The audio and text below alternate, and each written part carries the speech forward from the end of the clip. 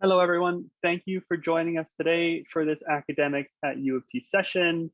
I'm happy to introduce our colleague, Dr. Alexandra Guerson, to speak about her experience with academics at U of T. Thank you. Hello, everyone. I'm so happy to see you and meet you here today. As Tyler mentioned, I'm Dr. Alexandra Guerson. I have been teaching at U of T for a little over 10 years now, 12 years in general when I started as a teaching assistant while doing my PhD, and then as a professor at New College, where I teach both in the International Foundation program, but also in the New One program, which is a program for first-year students in arts and science. And in both of those programs, I deal with not only international students, but first-year students. So I've had a lot of experience in helping students transition from high school into university. And I'm here today as well to share my own experience going through those transitions as well. So welcome, and I'm happy to meet you. Before we actually talk about the topic we're here to discuss today, I wanted to start by making a brief acknowledgement of the land on which at least those of us who are here at U of T today are standing. And you're going to come across this land acknowledgement in various different U of T functions over the next, during your time at U of T, I should say. And I'll go over this, but then also talk a little bit about it afterwards. So we here today wish to acknowledge that the land on which the University of Toronto operates, and that this land for thousands of years has been the traditional land of the Huron-Wendat, the Seneca, and most recently, the Mississaugas of the Credit River. Today, this meeting place is still the home to many Indigenous peoples across Turtle Island, which is the name Indigenous peoples use to talk about this side of the world. And we're grateful to have the opportunity to work on this land. Now, this is an official statement, obviously, and in many ways, this statement is a very imperfect way to begin to acknowledge the history of colonialism in Canada and the continuing plight of Indigenous peoples here in Toronto and across the country. Now, most of you are going to be new to this history when you come to Canada, and you're going to hear more about it in various different events at U of T. So part of the land acknowledgement is to recognize, it's not about ownership of land, but to recognize the people who are here and who have been here for a long time. Now, and who are our people, right? Myself, I am, of European settler background, but from a different colony, a Portuguese colony of Brazil, where I also grew up with no knowledge of Indigenous peoples there. So this is something that we're starting to change here in Canada by acknowledging that history. So now let me move on briefly to, I encourage you to look into, U of T's conversation about what it means to acknowledge Indigenous presence here. Now we're here today to talk about transitioning to university, right? All of you are finished high school and now you're transitioning to university, but also transitioning into studying in a different country. Now, from talking about moving to a different country, we often talk about cultural shocks, right? And I'm sure some of you may have had experience living abroad before. And there's always this conversation about cultural shock. And part of what I want to talk about here today is that the transitioning from high school to university involves a certain amount of cultural shock as well. Because you're going from one kind of educational culture, and this applies to Canadian students as well, going into Canadian high schools to a Canadian university. So you go from one educational culture to a different one. And the same as when you travel from one country to another, There can be things that surprise you. There can be things that you misunderstand. There will be things that are very different from what you're used to. There may be things they're familiar with, so it involves a similar kind of experience.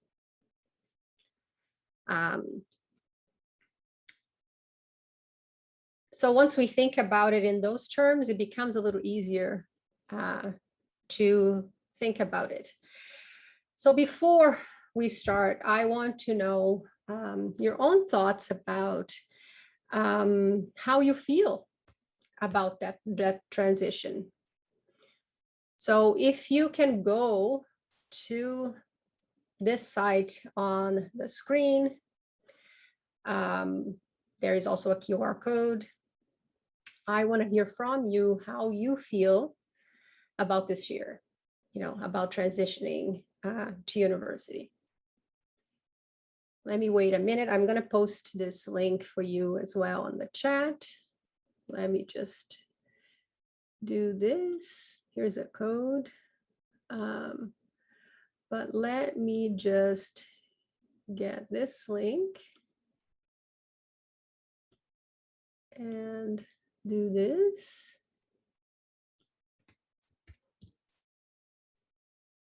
So if you didn't catch the code, there is also a direct link on the chat. What are you most worried about? So I can make sure to talk a little bit about that.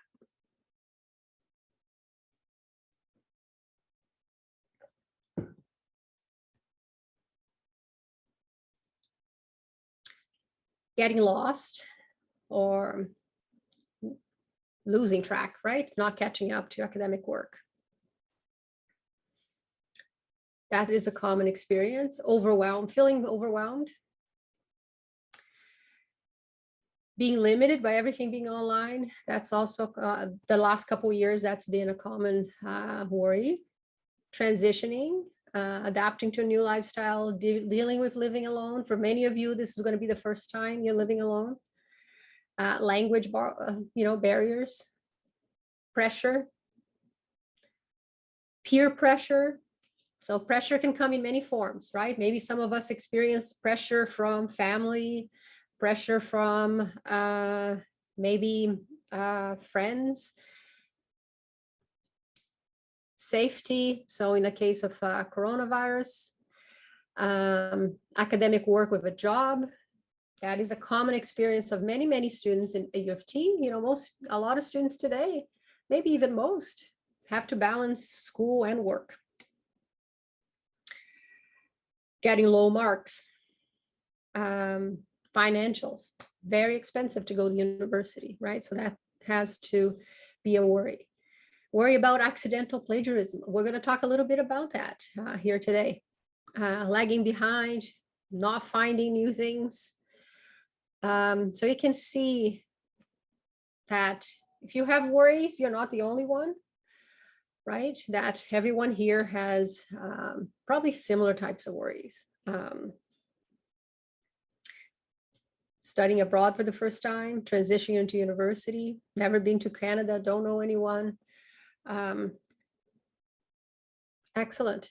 Thank you so much for sharing those concerns. We may go back to the slide and maybe towards the end and talk a little bit about how we feel about those worries again. Let me just pause here. Escape. Okay. Go back to this screen. So to help us think about what this transition is and what the expectations are, and to put things in a little bit of perspective, I'm going to use a story, real story, my own sort of transitioning story, and as well as that of my friend. And this is, a story that my friend also tells her students about, and she's authorized me to share her experience with you, because we feel these kinds of experiences can help others. Now, like you, I came to Canada as an international student. Now, unlike you, I wasn't really transitioning from high school to university. At that point, when I came to Canada, I already had a university degree, so I was starting a second university degree. So that cultural shock transition from high school to university, I had already gone through, but now I was going from maybe a different university culture to another university culture, right? So my main worry when I came was like yours, many of yours, was about language barriers, right? It was about, I wasn't sure, like, is my English good enough? Am I going to be able to understand what's happening in lecture? Will I be able to take notes? So I was feeling that I would be in a disadvantage compared to other, Canadian students. Well, it turns out that language was not really the issue in that first year.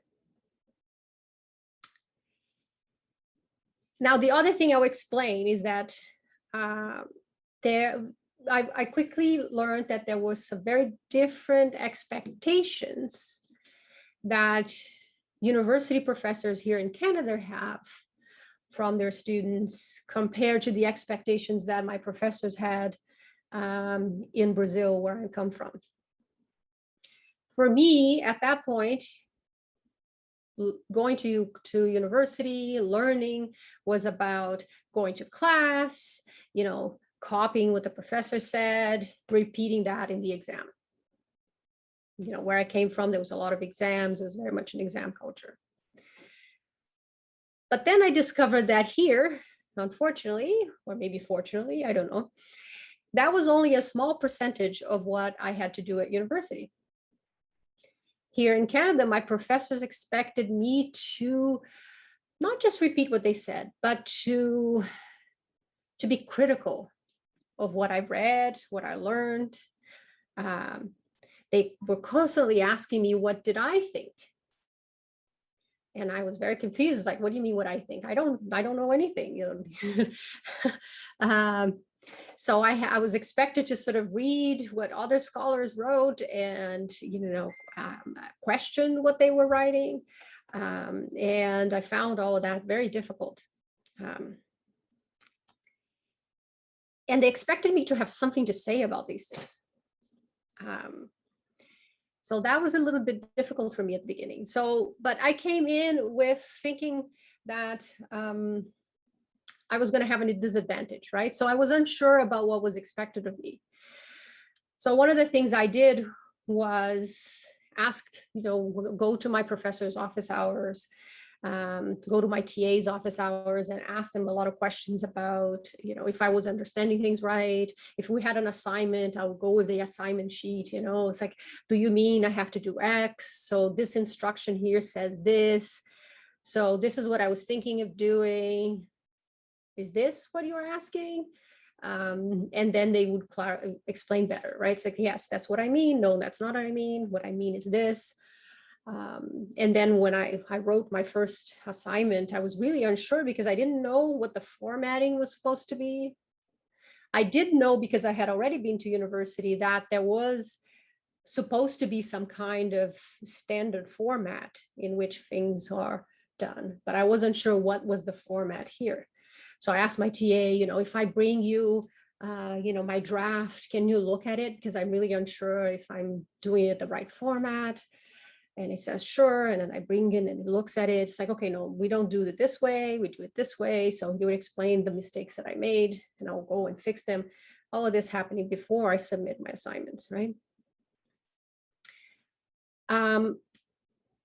Now, to contrast this, my friend here, Dana, so she's my best friend today. We do research together. So she came to UofT. She's Canadian, so she grew up in Toronto. One of the very rare people who were born and raised in Toronto. There's few of those around. And in school, she was very good in English and history. She liked to read, she liked to write. So she came to UofT to study history and English. Because, we all want to do the things we're good at, right? So she was feeling very confident. She wasn't thinking of this cultural shock the way I was thinking about it because I was an international student. She assumed she already knew a lot of things, right? So she got her first, essay assignment to do, and she's like, oh yeah, I wrote essays in high school. I know what to do. So she just wrote her essay, submitted it. Meanwhile, I didn't know her then. We were going to different universities, okay? So meanwhile, when I had to write my first essay, I'm freaking out. I go to my TA every 5 minutes. I want to check everything because I don't know that I know. So she submits her first essay, very confident. And then she gets it back. What do you think? What grade do you think she got in that first essay? Let me open this chat here. Anyone has any suggestions? She can write, a C. Okay, that's a good guess because in fact, first year, the average grade in first year tends to be in the C range, okay, which is in the 60s. For those of you thinking in 100%. So that is typically an average grade, and we can talk about why is it at the average grade in a minute. D, okay, so it's probably going to be something. A plus is like, oh, In fact, she got an F. She failed. And exactly, Ji-Wei, that was Vivian, that was her reaction. It's like, oh my God, what? She was absolutely shocked. And turns out the professor gave her an F because she wrote an essay, but she did not cite any sources in her essay. And the reason she did not cite any sources is because she didn't know she had to, because at high school that she went to, she never had to. And it wasn't something that was listed in the assignment instructions. Was like, write an essay about blah, blah, blah. So that's what she did. But turns out that this is one of these expectations that exist at university that are sometimes spelled out, but sometimes are just assumed that everyone knows, right? So what the professor should have done is actually, say, wow, this is actually an academic integrity violation. She could have ended up at the office, of academic integrity, office of student integrity, to talk about why didn't she cite the sources that she was using. She didn't know. In those days, this was many years ago, the professor just gave her an F. That was very shocking, as you can imagine. And wow, she learned that lesson. And then that's when she found out, oh, I'm supposed to do this, I'm supposed to do that. And then learned, and then the next essay, obviously she did better. She ended up with a C+ in that first course, which to her was shocking in itself, right? Because here, coming to UofT, you have great marks in all your subjects, and then you're doing a course on a topic that you think you know a lot about, that you like, and you end up with a C+. That's not really what you expect. Now, meanwhile, my first essay, I was very shocked. I handed it in thinking I was going to get a C. Even though I went, talked to my TA a million times, asked all these questions, looked at many models of how to write things, had a little book on how to write an essay, and looked at that and freaked out. So I was totally expecting to get a C back, and then I get an A+ back. And I was like, what? So in a way, it was just as shocking to me. And it doesn't mean the C+ or an A+ doesn't mean that one of us is any smarter than the other person or more prepared. Now, in this case, what do you think was a big difference here in how we ended up with those results?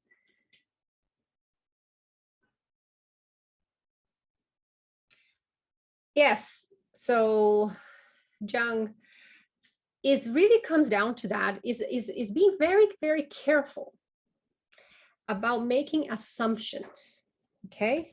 And I don't know, you know, how familiar you are about what it means when you make an assumption.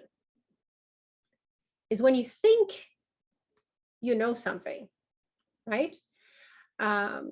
You're making an assumption, but your assumption ends up being wrong. Or maybe sometimes you get wrong information because instead of talking to your TA or your professor, you maybe talk to a friend and your friend gives you wrong information. So if you come in already assuming that you're likely to make the wrong assumption, then you're more likely to want to clarify. Okay, make it clear what you need to know. So sometimes when we first start, in first year especially, you're a little shy, you don't want to draw attention to yourself, right? You want to sit in the back and you want to be, you know, it's like, okay, maybe I don't want the professor to see me here. But I encourage you to try to fight against that tendency. You do want your professor to know you. And not knowing what you need to do, like being confused, is perfectly normal. I've been teaching for over 12 years. I assume that you're going to have questions, that something is not going to be clear, that you're going to be confused about something. You know, so don't feel that you're drawing some kind of negative attention to yourself if you have a question to your professor. And go and clarify those, because then you can find out that you're actually wrong. Like she could have found out that she was wrong if she had just, you know, taken this essay to her TA. Even if the TA couldn't read the whole essay, he could quickly look and see, oh, you don't have any citations in this essay. It's like, what does that mean? And then he explains it, and then, you know, and then she puts it in, and she probably could have ended up with an A very easily in this course by just asking the one question, right? So seeking help is a very important element here, whether that is within the course, if you're concerned about how you write, for example. Every college has a writing center that is designed to help students with their writing. Of course, they can help you best the earlier you go and seek them out. They can help you to see if you can understand the assignment instructions. They can help you with how to approach your writing. You know, I remember I had to write for the first time something called a book review, and I didn't know what was that like. So I made an appointment with a writing center, and, you know, I brought my notes and I brought the assignment instructions, and that writing center instructor was really helpful because she was able to explain to me in a way I understood exactly what goes into a book review. And, you know, I've used that since then. And the last part here, obviously, having a group that you can rely on to talk about things helps too. One of the things that really helped me in the beginning in the second undergrad I did here is that very quickly I made some friends in the class that I was in. And we created this very strong support network. So we would study together, you know, we would go to do many of the classes together. So when I didn't understand something, or if I missed something in the lecture, you know, we could compare notes, we can fill in, you know, for each other. So that helped a lot for us to learn in those first few years. And the other thing I wanted to talk about, and this has been a service that has been available in the last few years. I don't know if you've ever heard of a learning strategist. So this is a person, each college has a learning strategist of their own. So for New College, our learning strategist is Elizabeth Shah. And what a learning strategist does is help each, you know, you as an individual figure out how to deal with the academic issues you may be worried about. Like many of you mentioned, you're afraid of falling behind, right? You're concerned about how to feeling overwhelmed, managing like your timetable. So a learning strategist can help you with that, can come up with strategies for you. One student once told me that she was going into 4th year and she was very worried because she had a job. She was applying to jobs in grad school, and she had a lot of subjects to finish in her last year. So she knew that final year was going to be really difficult. So what did she do? She scheduled a session with a learning strategist before the year began so that they could all go over all the things she needed to do and make it possible. So the learning strategist was able to say, okay, you can do this, and this is how we can do this.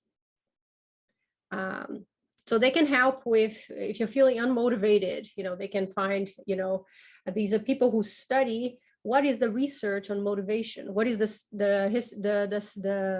science behind, what do we know about how to prepare effectively for exams, how to deal with time management. They've read the literature on these things, so they can help you with different strategies that exist until you find the thing that works for you. So you may be able to make appointments with a learning strategist and help you navigate those differences. So I encourage you to think about that. Now, let's deal a little bit with those expectations that I just hinted at when we talked about the experience that my friend and I had. I forgot to mention one thing, so I mentioned that my friend ended up with that C+, right? And I ended up with that A. Now, this is not the end of the world. Doesn't mean her C+ doesn't mean, even though at the time she thought this means she has to change maybe what she needs to do with her life.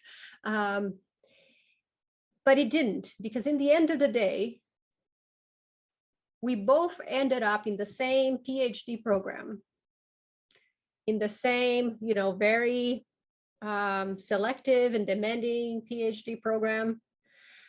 We both ended up becoming history professors. She went on to win all kinds of awards for both her writing and her teaching. So that C+ did not mean that her life and any kind of idea she had about what she could do was over. Okay, so keep in mind that what happens to you in 1st year is really also part of this 1st year transition, and everyone knows this. Folks down the line, when she applied to grad school, knows this. They don't expect that everyone's 1st year is going to be perfect. They have a sense that there is a progression, and that, and this is what they want to see in a way, that they're you rebounded somehow. And then they'll see that C in the context of everything else. So don't lose heart if that first midterm ends up being very disappointing for you. Okay, so how can I deal with this?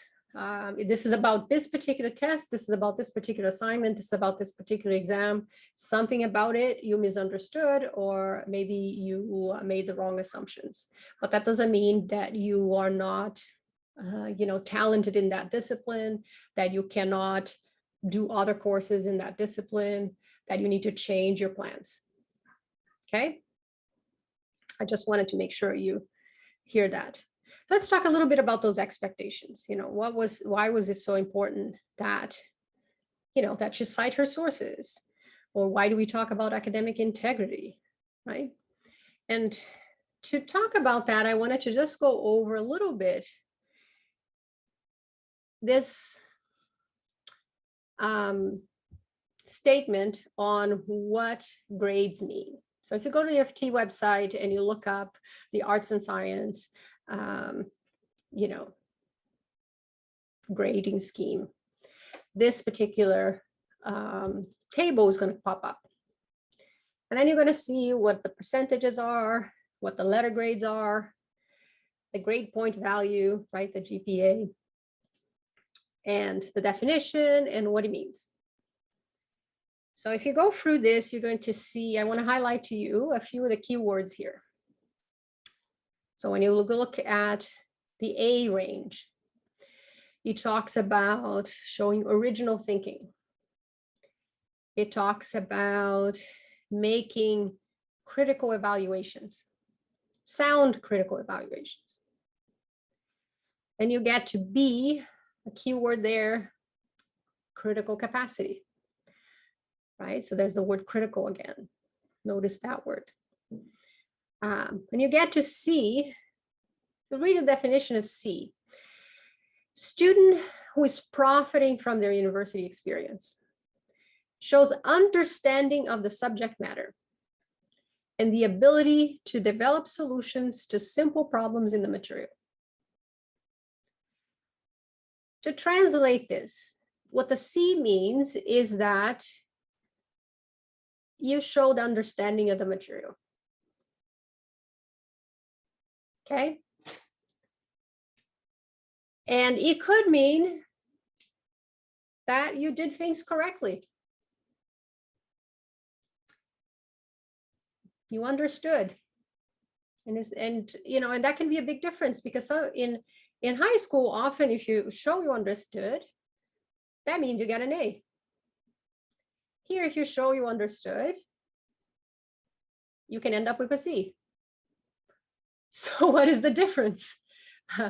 Well, when you get to that B and A range, what makes the difference there between that C and the B, for example, is that the B shows more, the word critical comes into that description. Evidence, some evidence of critical capacity and analytic ability. Okay. And then when you get to the A, is even more so, right? Because now you're doing critical, sound critical evaluations. Now, what does that mean? How do we understand what that means? Well, to understand what that means, we need to understand what critical thinking means, right? So what kind of action do you think you engage in to show you applying critical thinking?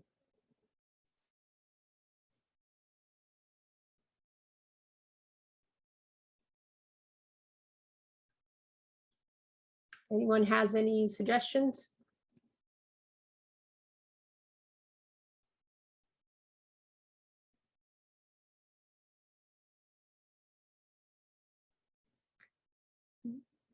Original thinking, okay, maybe. There's a particular action that you do. Question the source of information. Okay, a keyword here, question. Critique and form your opinions, research. Okay, when we use the word critical in this context here, in critical thinking, it doesn't necessarily mean that you are pointing out any kind of negative things about something, okay? So sometimes we think about critical is similar to criticism. So you think you need to make some criticism of something. But really at the basic level, what critical thinking means is to ask questions. Okay, not just accepting things, but for example, if you read something and so you have a particular text, it's written by a particular person. So you need to start with, okay, what kind of text is this? You know, is it an academic article? Is it a popular article? Is it like, who is it written to, right? Is this written to other specialists, or is it supposed to be to a wider audience? Who wrote this? Who's this person who's writing this? You know, who are they to talk about this topic, right? And so just starting with questions, because those questions are going to shape how you understand the text. Because if it's a general text written to a very general audience, something in the media, for example, then you can't expect it to be very complex. You can't expect it to have certain characteristics. You can't really often expect that they would cite their sources, for example. So then you can't criticize them for those aspects, right? You need to understand the shape of what it is. So asking the questions will help shape what you think or say about a particular text. Why are they writing this? So you need to step back and ask a little, some questions about what you're interacting with. So when someone says something, then you think about, okay, why? And that, what I like to think of, and this I tell my students, going to university and showing critical thinking is a little bit like going back to being a 2-year-old. When everything your parents say, you're always going, why? The sky is blue, why? And then the parent says an answer, and then the kid says, why? And then you give another answer, and the kid says, why? You never stop. So it's a little bit like that. It's not stopping at the first answer you get. It's like, oh, this will because of this, but why? And that is really what's going to shape what you have to say. It doesn't mean you have to be completely original, because that's a really tricky issue, right? But you need to show that engagement, which means that you're asking the right questions about what you're reading. So that's what the critical thinking is. And the reason the critical thinking is important is that the university is not in the business of just transmitting knowledge. You're not coming here to just absorb knowledge, okay? The university is in the business of creating knowledge. And what we call that is scholarship, creating scholarship. And I don't mean scholarship in the sense of, you get some money, but scholarship in the work that scholars do. Scholarship is what scholars do. It's how they make claims about the world, following a particular set of principles, so that those claims are accepted as valid. So this is where the cultural shock comes. Often in high school, it's enough to repeat what the textbook says, because you're more in the business there of acquiring some basic knowledge. Now, at university, that's not enough. That's why it's your C. Here, you're expected to also be creating that knowledge. So it means you need to evaluate that data, you look at different evidence, look what other people have said about that topic. You need to get into the conversation that's happening about something. So this is what research is. Imagine research as a conversation, okay? So whatever topic you're looking at, COVID-19, the effect of COVID-19 on climate change. Think of it, this is a topic of a conversation that's happening among scholars all over the world. So people have been talking about it. So now you're asked to go in and join that conversation. So you just come into the middle of the conversation. So what happens when you come into the middle of a conversation? You need to find out, what were people talking about before? What is the topic? What did they say before? It's like, okay, so then you can think about, okay, what can I say about this? Well, I don't know anything. So let me find out some information so I can think about who do I agree with? Who do I disagree with? Why do I disagree with this person and not that person? You're joining into that conversation. And this is what is expected of you, that you kind of join into that conversation. And that's why it's so important to think about this issue of academic integrity. Okay. And really, academic integrity at the end of the day is, is having, acknowledging, what are the sources that you've looked at? Who are the people that you talk to, right? What is the conversation that you are aware of? And be ethical about, who is responsible for what content in what you write. Because the assumption is that everything you write is coming from your own voice, unless you tell us otherwise. And it's perfectly fine to say, okay, this is what so-and-so think about this. And this is what so-and-so think about this. And that's a perfectly fine way of having an academic conversation. It doesn't take points away from you if you're citing other people. So making ethical choices in what we say and write, and offering credit about who thought about ideas before us. So you're not expected to be thinking about things for the first time. A lot of the topics you're going to be asked to engage in are things that have been, researched to death. You're not going to be able, in some topics is really nearly impossible to come back with a completely original take on it. So that's not what you're expected to do. So offering that credit is really important there. And it really depends on which discipline you're going into. And this is why talking to your TAs and professors is important, to know, okay, how am I supposed to acknowledge people, right? So take your cues from them. So the more I read in terms of reading academic articles, the more I saw, oh, this is how they cite people. This is how they acknowledge the work that they read before. I see, I get it. So look at the examples you have. Now I know, we're running out of time here, but I just wanted to give you a quick example, because I know there was some people concerned about making mistakes by accident. I was paranoid about that too when I came to Canada, right? Because there wasn't the same emphasis in the Brazilian universities that I went to on this issue of academic integrity. And I knew here it was a big deal. So I was, am I going to paraphrase properly? Is it going to be a problem? So I tried to, talk to people about it. I was really paranoid about it.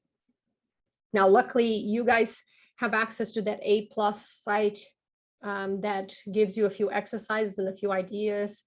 I want to give you one example here of something I made up. And hold on. Oh, why is this not? There. Okay, here. Now, if I read an article, let's pretend, I wrote this, that says that 60% of international students experience some degree of cultural shock. The most common symptoms are extreme sadness, depression, extreme homesickness, helplessness, isolation, irritability, anger, and hostility, sleep and eating disturbances, and critical reactions to host culture. Okay, so this is an article about experiences of international students. And then you're asked to write about this and read this article, right? And then you learn, okay, I need to cite the person. So I'm going to say, according to Guerson, cultural shock is present in 60% of international students. Symptoms include, and then there's a list of symptoms. And then I cite the page number. Now, what do you think of this paraphrase? You're citing your sources. You're not making claims about that you came up with this, right? So is this okay? So Jiang, yes. So it's really similar to the original text, right? I mean, I changed, I mentioned the person, but the list is the same, right? And this can be confusing because you're thinking, well, but these are technical terms and this is a list. How can I paraphrase this, right? It's not really a paraphrase. So this could be highlighted in a way as, you're copying and pasting here.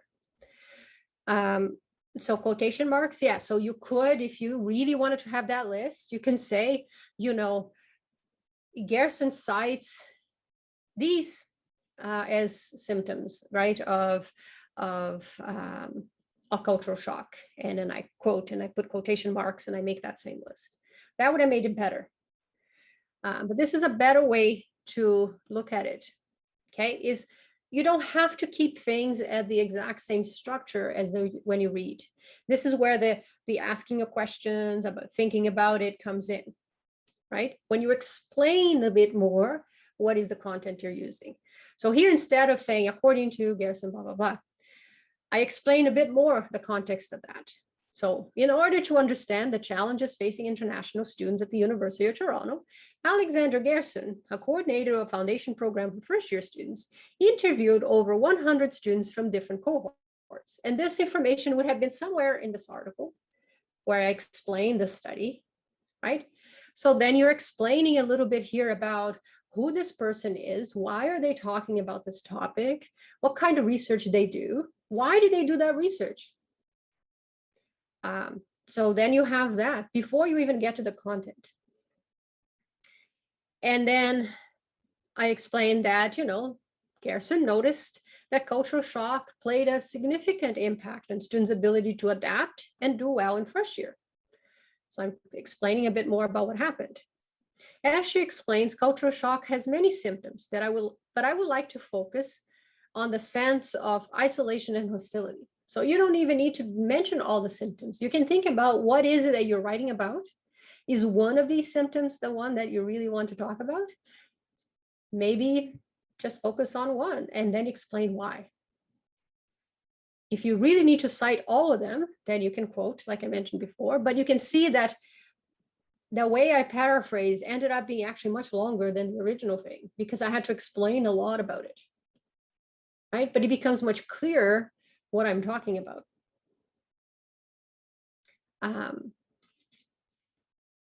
So when we say turn, have to turn thing into your own words, it means that, right? You're writing a different piece than what the original was.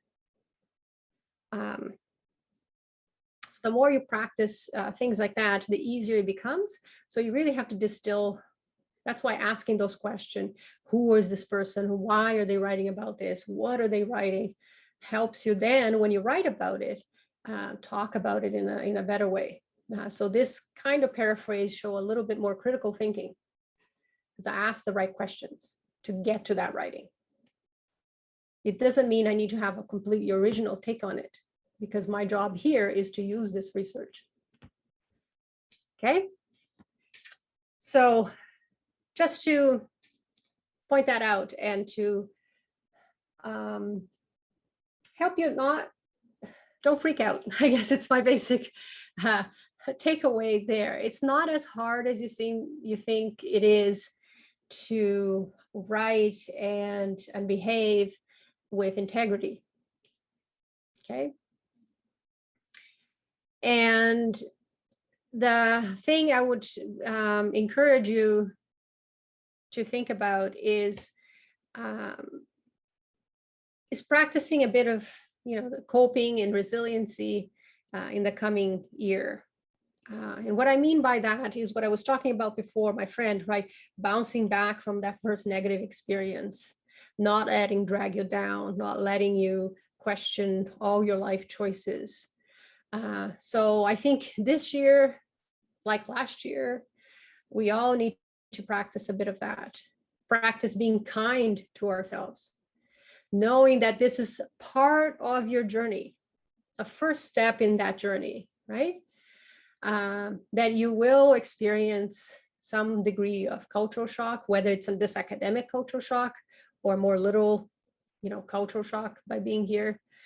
That you were still living through a pandemic, so that could be anxieties related to that.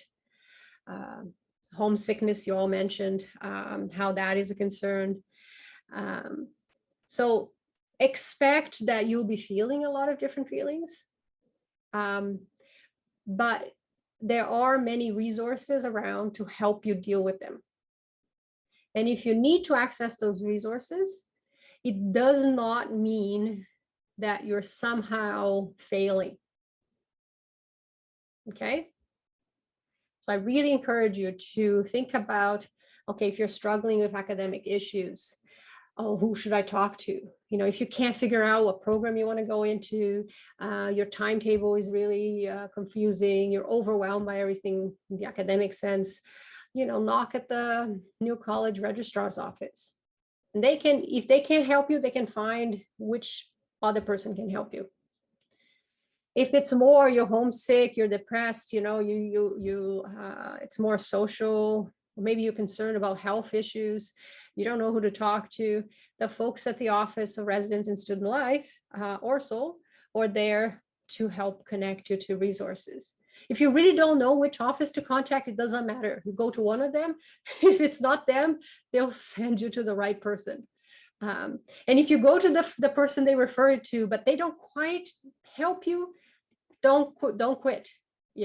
Maybe go back. Maybe, okay, you refer me to this person, but that didn't really help. I don't know what to do. Don't stop at the first door you get to. Because sometimes it takes a little to reach the right person. Sometimes you're lucky and the first person to talk to answer all your questions. But sometimes it needs a little bit more than that. But what I'm going to say is don't hesitate to reach out, okay? So I don't know if you want to go back to, and let me not forget Elizabeth. She's great. So I plug in a lot her work. So if you want some help from Elizabeth in figuring out what you're doing this year, contact her. She can make appointments. She can see you, and she deals with a lot of students with very similar problems. So she can help you with that. So do you have any specific questions you want to ask me or things you want to clarify? You can pop them into the chat. You can ask aloud if you want to. We still have a few minutes for questions. I was concerned I was going to take too much time, but I think we still have some time for questions. I see Tyler agrees. Absolutely. Okay, so those more technical questions in terms of arriving and quarantine plan. Tyler, who should Roland? Absolutely. So Rohan, if you're in the International Foundation Program, you can send us an email at foundation.program@utoronto.ca. You've received many emails from us if you are. If you're not, then you can send an email to New College ORSL's office. And I'll put this here. You have the new.studentlife@utoronto.ca. So they will be better able to help you there. There's also a session tomorrow about immigration and visas and quarantine processes to Canada. So the session tomorrow will also be talking quite a lot about that. Hugo, very good question. And that was something that confused me at first, because in Brazil, you have one system. Here, we have many systems. So it really varies from course to course. So often professors will specify that on the syllabus, which is like the document you get on the first day that explains everything about the course. They'll say, the citation style that they use. If it doesn't say anywhere, you really should ask to make sure you use one that they want you to use. So in the sciences, for example, often they may use APA. Then in social sciences, sometimes they use MLA and APA as well. In the humanities, it can be MLA, Chicago. There's many different styles. Some of them are similar to each other. And once you learn one, it also becomes easier to learn the others. Mm-hmm. Does every course require essays? No, but don't be afraid of courses that require an essay either, because that, helps you. I mean, having the ability to write clearly is going to be a skill that you're going to be thankful you have in any kind of situation. So not every course requires essay, especially in first year, but later on, it's more likely that you'll find those. And even in the hard sciences, math, physics, they are adding more and more writing into those courses because the university wants to have a student graduate at the other end with this more rounded, right, experience and set of skills. And there are tools that help you with citations. You know, I use a tool called Zotero, and I'll write it here, where you can add the sources that you find in the library, and it helps you cite them in different ways, create bibliographies with those citations. But I have to say, you still need to check the instructions for a citation style to make sure there's no mistake, because sometimes if you depend too much on a tool that makes the citation for you, they can make mistakes depending on how the information is inputted.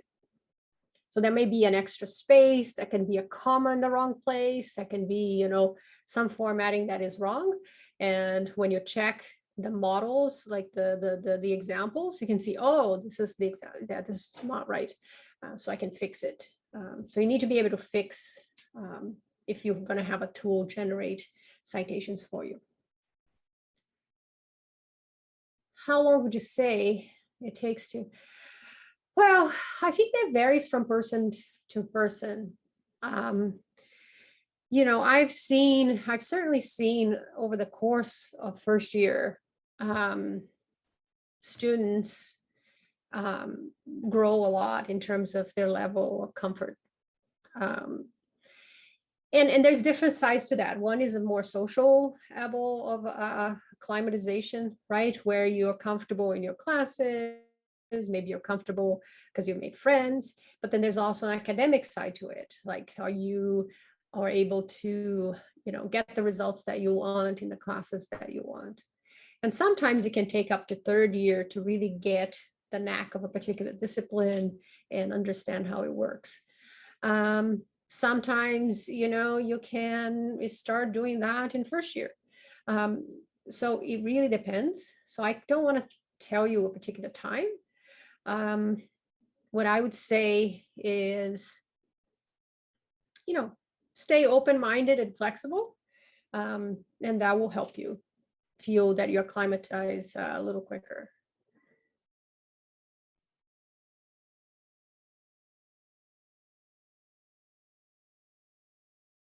I think getting out there and asking questions really helps you feel like you're adapting quicker. Mm-hmm. Great.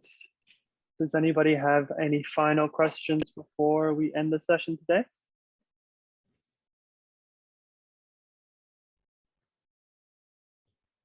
No?